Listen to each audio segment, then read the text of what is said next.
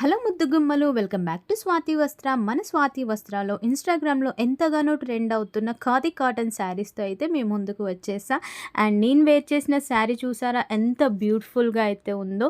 Maroon colour and gold colour combination. ఇది ఏదైతే పళ్ళు అయితే మనకు ఉంటుందో సేమ్ అదే పళ్ళు అయితే మనకు బ్లౌజ్ లాగా వస్తుంది.